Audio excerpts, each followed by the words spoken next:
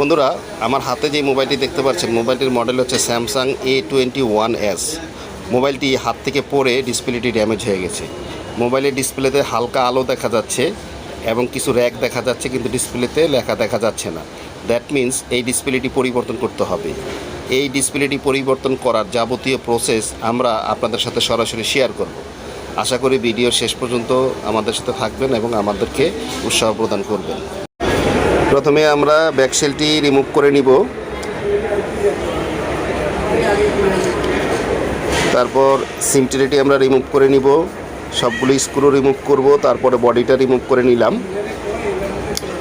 Damage ডিসপ্লেটি remove করা হয়ে গেল। এখন বডি থেকে পুরাতন গামগুলো প্রপারলি আমরা ক্লিন করে নিব। আমাদের ক্লিন করা হয়ে গেছে। এখন আমরা নতুন ডিসপ্লেটি কিউসি করব, অর্থাৎ ডিসপ্লেটি ফাইনাল সেট আপ করার আগে A to Z চেক করে আমরা দেখব ডিসপ্লেটা ঠিক আছে কিনা। যদি কিউসিতে ডিসপ্লেতে ভালো পাওয়া যায় তাহলে আমরা ডিসপ্লেটি ফাইনালি সেট আপ করব।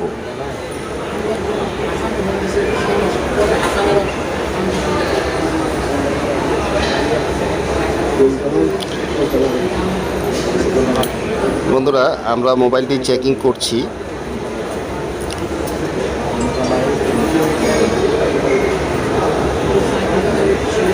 আমরা টাচটা চেক করে নিচ্ছি।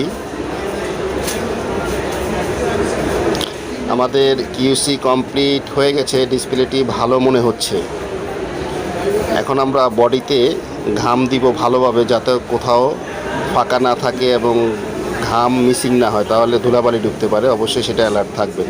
আমাদের ঘাম দেওয়া হয়ে গেছে। এখন আমরা ফাইনালি ডিসপ্লেটা সেট আপ করে নিচ্ছি।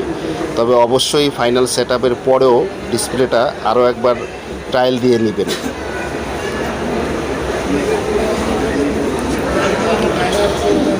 যারা মোবাইল হসপিটালে সার্ভিস করাতে চান, স্ক্রিনে দেওয়া নাম্বারে সকাল 10টা থেকে রাত্র 8টার মধ্যে ফোন অথবা মেসেজের মাধ্যমে আমাদের সাথে যোগাযোগ করলে আমরা ইনস্ট্যান্ট রিপ্লাই দিয়ে থাকি।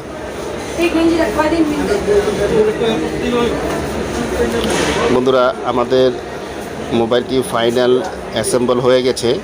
আমরা আরেকটু এলসিডি চেক করে নিব। এতক্ষণ আপনাদের মূল্যবান সময় নষ্ট করে এই ভিডিওটি দেখার জন্য আপনাদেরকে অনেক অনেক ধন্যবাদ।